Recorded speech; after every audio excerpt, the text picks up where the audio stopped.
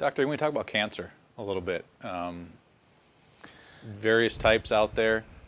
What are some of the things that you've seen in terms of your patients, and what some of the things that you've been able to do? A better thing to talk about in relationship to, well, I will talk about that, right? A better thing to talk about, however, is the relationship between profits and cancer in the United States. There was a study that was published, I believe it was in 1994. It was a 12-year program, 12-year study. They looked at adults who had developed cancer as an adult, not childhood cancer, but adult cancer, right? And this is the main types of cancer that we get here in the United States. They did a meta-analysis of these people all around the world who developed cancer as adults for 12 years and were treated with chemo. And they looked at the results. And they published the results in the Journal of Clinical Oncology. And the results? 97% of the time, chemotherapy does not work. 97% of the time, it doesn't work. So why is it still used?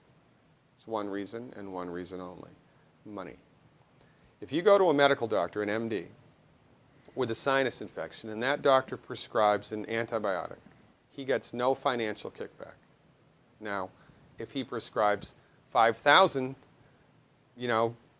of that antibiotic in 1 month, the drug company that makes it might send him to Cancun for a conference, right? Mm-hmm. But he gets no direct remuneration. It's not with chemotherapeutic drugs. It's different. Chemotherapeutic drugs are the only classification of drugs that the prescribing doctor gets a direct cut of.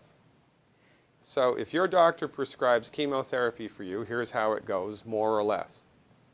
The doctor buys it from the pharmaceutical company for $5,000, sells it to the patient for $12,000, insurance pays $9,000, and the doctor pockets the $4,000 difference.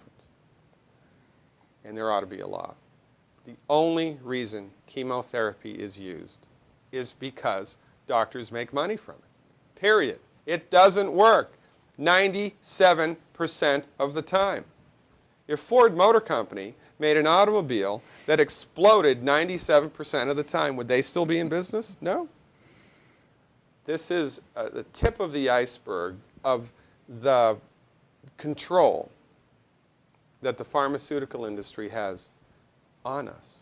Most people have no idea of this at all. Now, I wrote a book. It's called The MD Emperor Has No Clothes, right? In my book, I have a bulleted list of 10 questions that every cancer patient should ask their doctor. 10 questions. I've had patients kicked out, literally, kicked out of the oncologist's office because the doctor was PO'd that the patient was asking him these questions. And these are just common sense questions. Cancer treatment in the United States, we have lost the war on cancer. We have lost the war on cancer. Why?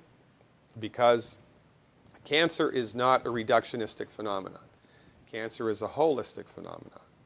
And when you try to bring a reductionistic methodology like drugs and surgery to bear on a holistic phenomenon, you will completely miss the boat each and every time. You cannot do it.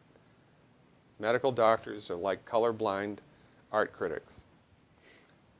They can see that that's a boat. They can see the black and white outline, but they're completely blind to all of the colors and textures that make up the substance of the thing.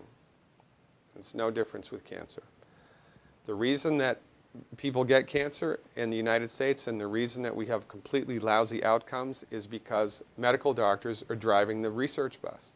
When women get together and do a 5K run for breast cancer, all of that money, do you think any of that money goes to nutritional research? Do you think any of that money goes to homeopathic research or acupuncture or traditional Chinese medicine or naturopathic research? No. All of it goes to drugs and surgery, which do not work. Now, why aren't those women running for selenium?